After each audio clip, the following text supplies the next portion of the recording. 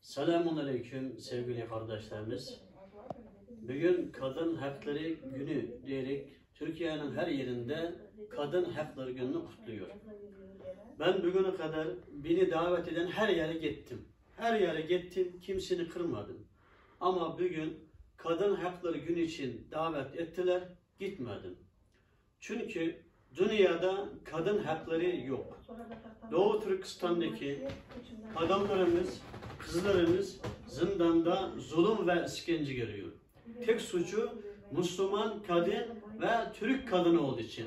Onlar Uygur Türk'ü olduğu için zalim Çin, zulüm, işkence ve soykırım ediyor. Doğu Türkistan'daki kadınlarını kurtarmadan, oradaki zulüm bitmeden dünyada ne kadın hakları var, ne insan hakları var. Şu yüzden bütün dünyadaki insanlarını Doğu Türkistan'daki kadın ve kızlarımızı kurtarmak için davet ediyorum. Sevgili kardeşlerimiz, ben bugüne kadar ana vatanımız Türkiye'de, ata vatan Doğu Türkistan için mücadele verdim.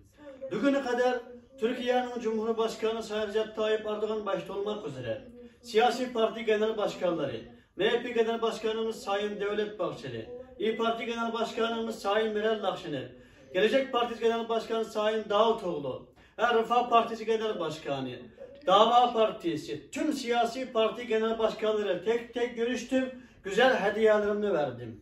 Zalim Çin, Doğu Türkistan'da her şeyimizi el koydu. Biz burada açlıkta, para sıkıntımız, maddi sıkıntımız varken yani başkalarımız güzel hediyeler götürdük. Bunun karşılığı için biz hiçbir genel başkandan, hiçbir milletvekilden, hiçbir bakandan bir kuruş maddi destek, yardım istemedik. Ama bugün istiyorum. Kendim için değil. Türkiye'de yaşayan dul kadın yetim çocuklarımız için istiyorum. Türkiye'deki genel başkanlarımızın, Sayın Recep Tayyip Erdoğan başta olmak üzere genel başkanlarımızın, milletvekillerimizin, bakanlarımızın bizim bugün kadar vermiş olduğu mücadelemiz için Türkiye'deki dul kadın yetimlerine sahip çıkın. Şimdi kış zamanı. Kış geldiği zaman kardeşlerimiz, vatandaşlarımız çok sıkıntı, çok zor, çok maddi durumda. Çünkü zalim Çin Doğu Türkistan'da herkesin malına el koydu. Dul kadınlarımızın eşini zindanlarda şehit etti. Kadınlarımız burada yetim, çocukları yetim, kadınlar dul kaldı. Bunlara sahip çıkmak lazım. Tüm Türkiye Büyük Meclisi'ni, milletvekillerini, bakanlarını, Sayın Cumhurbaşkanımızını, dul kadını, yetim çocuklarımızı sahip çıkmak için, bunlara maddi, manevi destek vermek için, bunlara TC kimlik vermek için, bunları hastanede ücretsiz yapmak için, Türkiye olarak elinden ne gelirse bu konuda yardım olmak için davet ediyorum. Ben burada çok üzülüyorum. Türkiye'den bazı vatandaşlarımız Avrupa'ya, Suriye'ye, ABD'ye kaçıyor. Çok üzülüyorum. Neden kaçıyorsunuz diye sorduk zaman diyor ki TC vatandaşlığımız yok. Hastane ücretli. Türkiye'de yaşam sıkıntı, paramız yok diyor.